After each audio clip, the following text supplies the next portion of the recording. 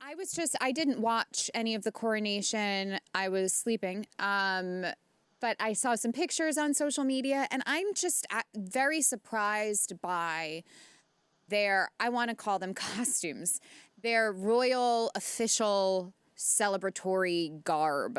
Yeah. Like really bright primary colors. It's insane. Weird furs. It's ridiculous. It all looks kind of fake. I'm assuming that they're all like sort of old and passed down. However, you know, we see movies and TV shows. The Crown, I saw that. And these costumes are beautiful and stunning and look expensive and are so intricate. Meanwhile, I mean, even Princess Kate, what she was wearing, felt very like clownish to me. It was absolutely embarrassing. Yeah, Like, they look so much better. Did not look like he wanted to be there. Yeah. And like the scepter thing. He's like wearing. Wasn't hydrated. You know that movie 101 Dalmatians? He's like wearing the coat that Cruella de Vil wears. So yeah, I don't know. Just the inability to put the crown on him. See, this is beautiful. Camilla looks great there because that's just simple. It's like a little tunic. wedding dress. But here, yeah, like Princess Kate, what is going on? She looks like an American flag or a British flag colors. It's just. They've got to be. I mean, and again, this is the first time anyone's seen it since 1953, it's 52. So extra. I don't know. Like the capes, I don't know. I'm just an American hater. Whatever. The other thing too is just like, they were very conscious to make it far less long than it was the actual ceremony. I mean, the whole thing fucking took all day, right? Yeah. Like, and they're like, yeah, you know, in 1953 it was a little over 3 hours, but this one was 2.5 hours. I'm like, that is an hour too long. Yeah. Come on. Is it a full mass? Yeah, and so much Jesus. And they kept saying they wanted to modernize it a little bit, but the amount of Jesus, and it's Jesus this, and Jesus that, this is the only real religion of the country, all that stuff. I don't think it was a good look for New England. Actually, I guess we have New England. But like the kind of England they want now, and the Jesus stuff was out of control. And I realized because he's appointed by God, right? I know, but like I don't know. It's just a lot. And there's the old throne that goes back like to the year 900 or something. I mean, this is a ceremony that's been sort of happening relatively within the same place. I mean, the historical aspect is very cool. Yes, of course, you know I like that. But I think if we're going to modernize anything, let's start with the clothes. Well, but I think all crowns, of those, like all those jewels, you know, they've been around. Jewels, the crowns, sure. But these capes are interesting. Just any dude wearing a crown now. I mean, unless it's like the actual Burger King, it looks a little silly. So you're saying the Burger King does not look silly? No, he looks delicious. He's a snack. And look at just all of it. It just looks, and he just could not have looked like he wanted to be there less. Yeah. I mean, you hear all these things about how he's been waiting for this for so long. Sort of kind of looking at his watch as far as how long Elizabeth was living. It didn't seem like that to me. It seemed like he was. I told you I didn't think he was worried about peeing, so he didn't drink enough water because it looked like he was going to keel over the entire time. Yeah. Were you at the coronation? Is that why your time sense is all screwy? I am going to be. You know, you saw so many Arabs there. I am going to become the Monica of Abu Dhabi. I tried so hard once to cruise the men's room at Abu Dhabi International Airport because if I could go to Ukraine in the war, I can do that. Well, I also believe you'd have a death wish, and that just seems like that would be very problematic if you get the wrong guy. I should have gone to the coronation. I would have looked better than anybody else. I mean, you can't. You know, it's difficult to see. The thing that upset me about the coronation is at the first coronation, you watch videos, not the first coronation, but the last coronation, when you watch videos of Elizabeth II's coronation, everybody's extremely respectful. Everybody knew not to talk. Anne Glenconner, who was one of they call them all maids of honor, but they're basically like bridesmaids at the coronation, was talking about how they couldn't, it was like going into surgery where you couldn't eat or drink anything for several hours beforehand to fit into the dress. There was such a sense of occasion about this. And when you watch the people walking into this coronation, I wouldn't walk into a wedding like this, talking, or a wedding of somebody I didn't even like this. They're all chatting with each other the entire time down the aisle as if to prove that they have somewhere place better to be that day. It's like, and they all probably do, considering. Well, I mean, the whole thing, it probably is almost a cliche, but like you look at the old footage of Elizabeth in the early 50s with hers, right? Like we were already kind of discussing, Charles looked like he was about to keel over. He looked absolutely miserable. Terrible posture, as I told you. Yeah. I mean, I suppose the crown is heavy, which, could be by the way, it took him forever to osteoporosis. put it on his head. The whole thing, like, it looked bad. I mean, when you look at the stuff closely, you do realize how ridiculous it is. But to me, it just, you did not like the costumes. Like, I was very disappointed. I did watch it. The whole thing was it felt like a sketch. What were your takeaways? They looked even worse than the Met Gala, which I didn't think was possible.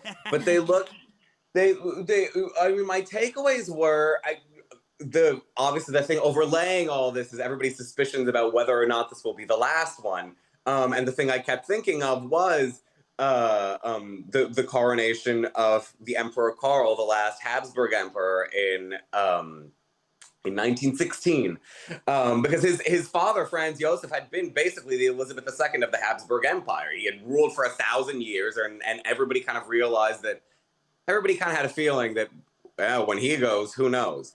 And that did turn out to be the case. Karl was crowned in 1916, and in 1918 he was gone. Another takeaway of mine was, I don't know if you talked about this yet, but the whole Alice Keppel angle. Oh, go ahead. Oh, okay. So Camilla is we have the story, but this is great. I love. Of course, you already knew about it, but go ahead. Yes. Camilla is the descendant of Alice Keppel. I can't remember if it was a great-grandmother or great-great-grandmother exactly, but Camilla is the descendant of Alice Keppel, who was the longtime mistress of Edward VII, who was Charles's great-great-grandfather. Insane. He was Queen Victoria's son, who then became King of England. People compare him to Charles a lot, not just because of that, but because he's the guy who had to pick up after the million-year reign of this queen that everyone assumed would who came to symbolize the country. But Alice Keppel, this is the difference between Queen Alexandra, who was his wife, and Diana. Queen Alexandra also was very depressed, and a little, and beautiful, but everybody thought, she was a kind of proto-Diana in that way. But she made things work with Alice Keppel. In those days, you made things work. Yeah. And in fact, when Edward VII died, Alexandra, I can't remember if it was before or after the death, but when he was dying or dead, it was Alexandra who invited Alice Keppel into the room. And said, insane. Here. They were kind of pals. They were never pals. They never liked each other, but there was a little bit of a, okay, you at least deserve to be here for this. Understand. Right. Yeah, there was a different way of handling this kind of thing then. And in fact, everybody knew about this. And so when Charles and Camilla first met, and Charles, by the way, was very inexperienced in bed then. So Camilla had to explain to him, pretend I am a rocking horse. But when they first met, the friend who introduced them knew about this and went, "You've got historical antecedents. Careful, careful." But truly, it's history repeating. It's history repeating. Yeah, it's the old Alice Keppel days, and yeah, he kept Alice Keppel around right to the end, and she was there at the deathbed. I can't remember if it was before or after he died now. But the problem, there are certain places where there still lasts. Another coronation this reminded me of was people talk about, this is going to be a hot take. People talk about, it wasn't diverse enough. This was too white. That was too white.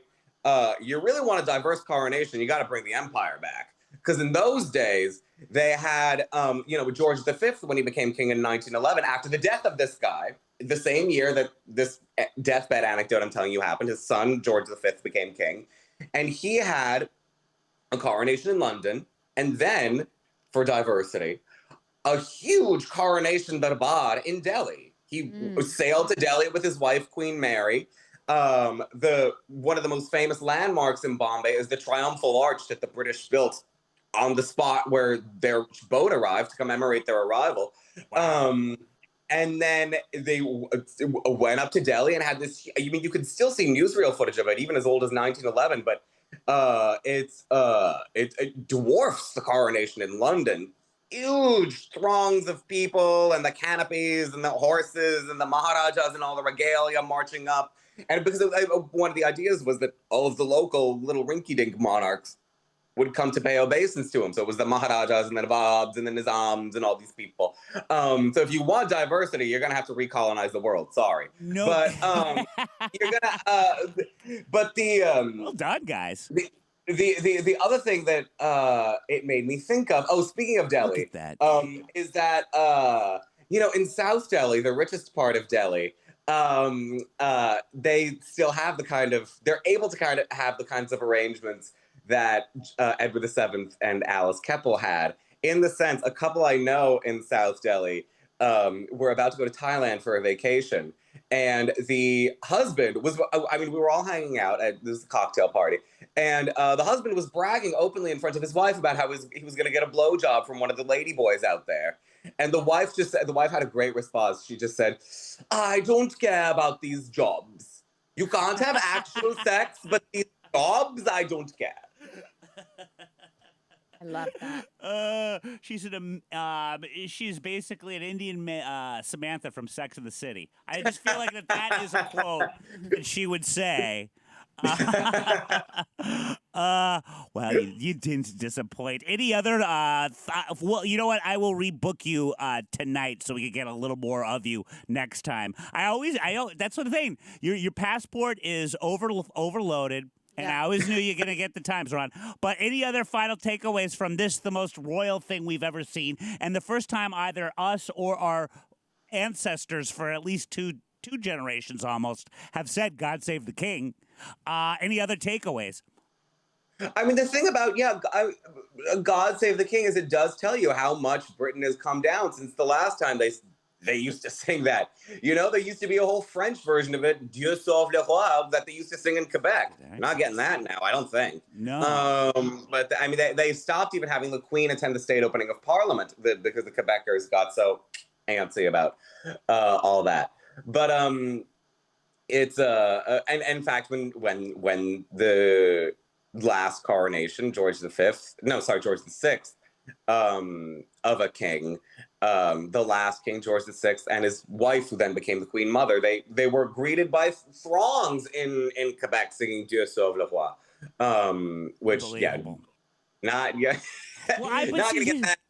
I think that the monarchy in some state will survive Charles just for the fact that this is their Disney World. This is their #1 tourist attraction. I said it before. That it's also a part of their economy. Yeah, that's my point. Yeah. Absolutely. It's our equivalent of Mickey and Minnie getting married.